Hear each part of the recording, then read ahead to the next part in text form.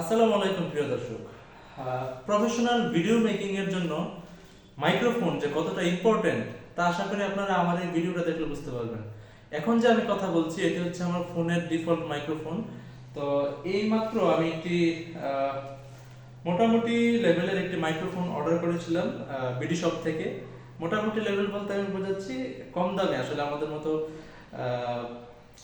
লো বাজেটের যারা বায়ার আছে তাদের জন্য আসলে রোড বা অন্যান্য যে ভালো মাইক্রোফোনগুলো 20-30 হাজার টাকা দিয়ে একটি মাইক্রোফোন কেনা সম্ভব হয় না।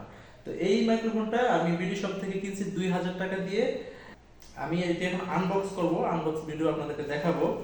তো এটি আসলে বিডি শপ থেকে আমি অর্ডার করেছিলাম 2-3 দিন আগে। এখন এটা আমার হাতে পৌঁছেছে, আমি এখন আনবক্সিং চলে যাচ্ছি সরাসরি।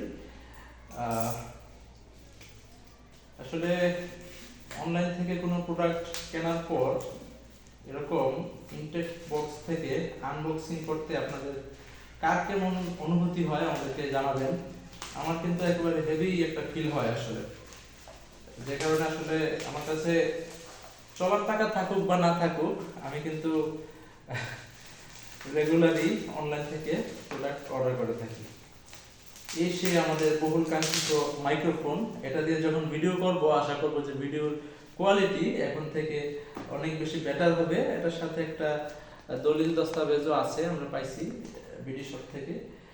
আর এই হচ্ছে আমাদের সেই বহুল প্রত্যাশিত SX9 মাইক্রোফোন। এটাতে দুইটা রিসিভার আছে এবং দুইটা ট্রান্সমিটার আছে এবং একটা রিসিভার আছে।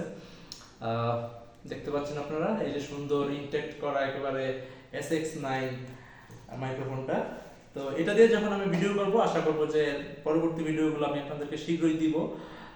এরকম ইনটেক্ট করা থাকলে আসলে অন্যরকম একটা ফিল হয় আসলে ভিতরে।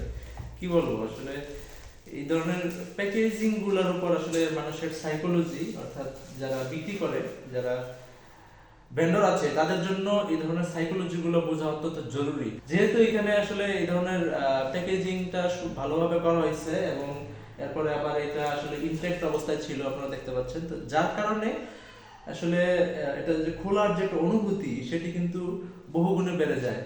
এটি হচ্ছে আসলে বিজনেস পলিসি বলা যায়, এক ধরনের বিজনেস আইডিয়া বলা যায়।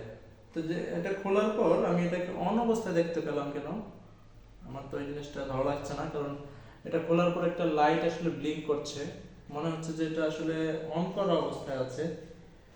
এটা তো খুবই দুঃখজনক ব্যাপার, কারণ যেহেতু 2-3 দিন ইয়েতে ছিল, ইন ট্রানজিটে ছিল, যে কারণে এটার ব্যাটারি বার্ন হতে থাকবে।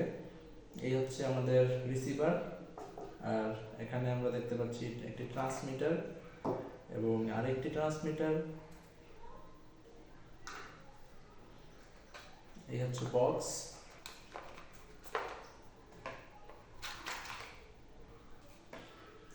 এখানে একটা type C to type C cable দেখতে পাচ্ছি ফোনের সাথে কানেক্ট করার জন্য, আর এটা সম্ভবত ক্যামেরার জন্য, আর আরেকটা হচ্ছে চার্জার।